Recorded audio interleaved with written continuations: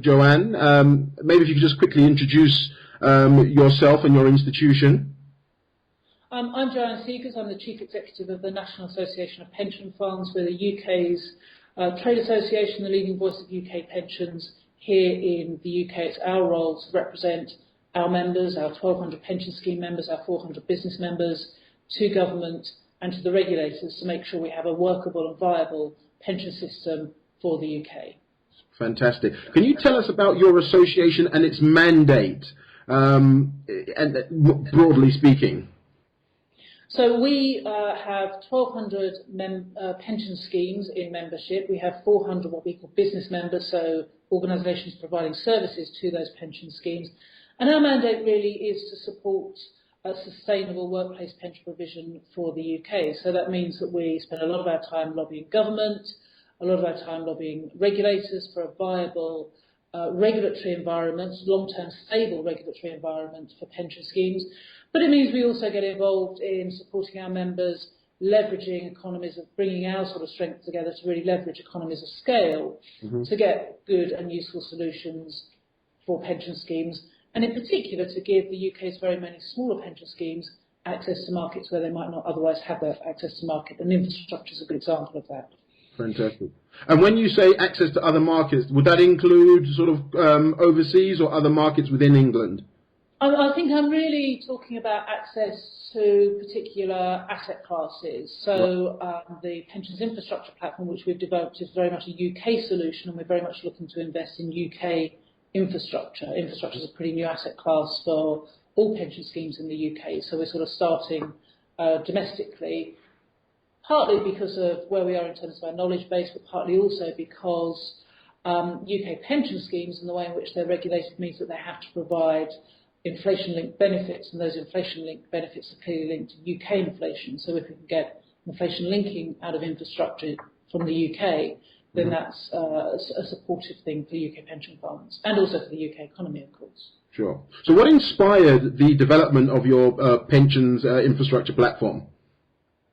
It was partly our members, our pension funds, coming to us to say, well, look, we know that infrastructure should be logical investment and asset class for UK pension funds. It should be long-term, it should be stable, it should be able to give us inflation-linked returns. But we don't like what we see in the market. It's very much a private equity market, or structured on a private equity basis. Short-term, it's buy it, hold it, flip it approach from the managers, and it's very expensive.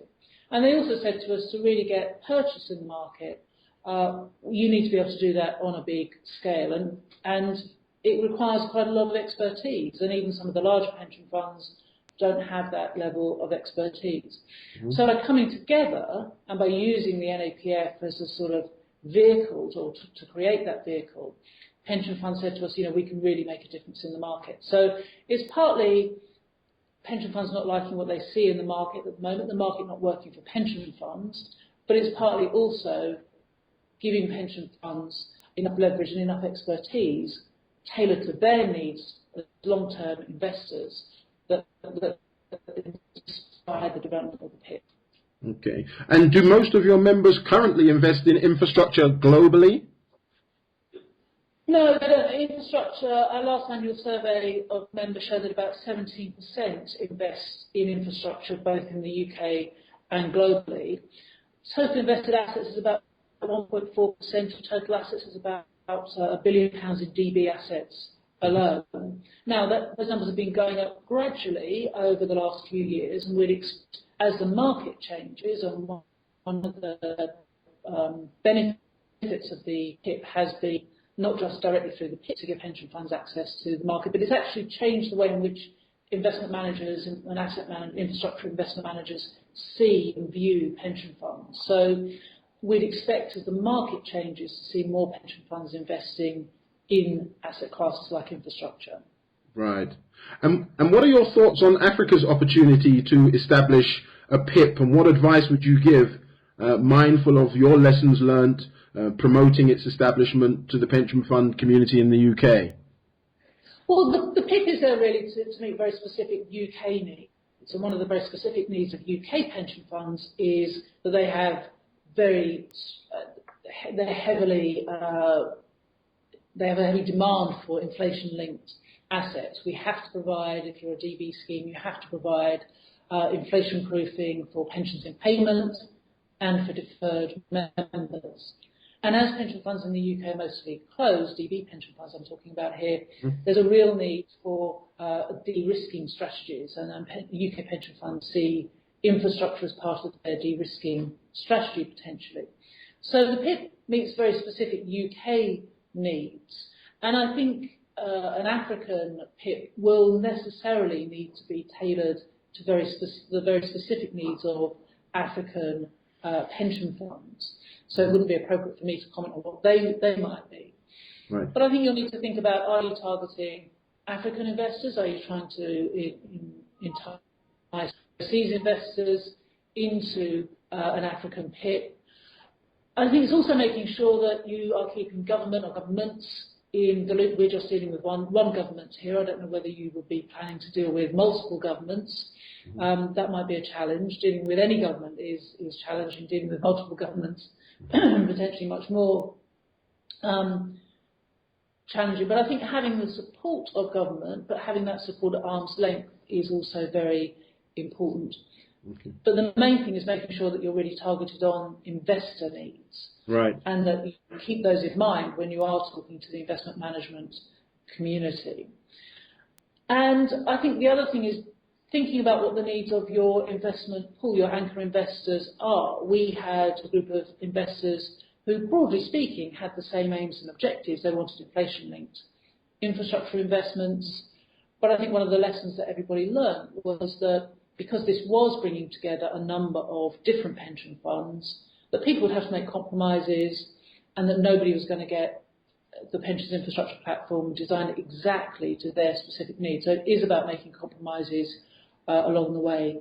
If you're starting from scratch, that can be quite challenging, and I think you do have to recognise that it could be a long journey, but when you get to the end of that journey, it's certainly one that's worthwhile. Fantastic. And in terms of how have you structured it? Because I understand that you're appointing different managers for different elements of the fund or the platform. Yes, we've started with a fund that will be £500 million sterling, and which is a PPP fund, so really focusing on secondary PPP, partly because we wanted to sort of take it in bite-sized chunks, and partly because at the moment there are quite a lot of opportunities in that secondary PPP market that meets the PIP's very specific investment needs. And we were very clear, and again, perhaps one of the lessons for you would be defining at the outset what you think those investment criteria are. And we knew that we wanted long-term, low-risk investments that could provide inflation guarantees. So the secondary PPP market was most able to do that. We had some good conversations there with some managers and appointed Danso Capital to manage that part of the PIP. So the challenge for us now is really building out from where we currently are. So starting small and building out is a good approach, I think. Fantastic. And in terms of you make mention that you spend a lot of time negotiating and lobbying government. What advice would you give to African governments to create an environment for more pension fund investment in infrastructure? I think it's a balance, really. I think one of the things that our members were very clear about is, and we've been very clear about with government, is that the pensions infrastructure platform isn't there to just be a creature of government. It isn't there to be at the government's beck and call. We will invest in infrastructure where that meets pension funds' needs, not the government's needs primarily. So I think it's about making sure that government understand where you're coming from. I think it's also about making sure that there is the right regulatory framework and there is the right encouragement for pension funds and other long-term investors to invest in the asset class, and to make sure that if there are any regulatory barriers, that government does what it can to remove those regulatory barriers. Now, I don't know what they might be in the African context, but and they may not just exist within the pension fund market. They may exist in the regulatory framework, for example, if you're thinking of investing in utilities. They may exist in other areas like the structure for toll roads, for example. So I think making sure that there's an encouraging, facilitative regulatory framework, I think, is really the role that government can play. Well, indeed. One last point, that follow-up meeting on the 22nd of September at the New York Stock Exchange, where we'll be taking this discussion a step further with a large group of African pension funds and sovereign wealth funds. Good luck with developing infrastructure in Africa.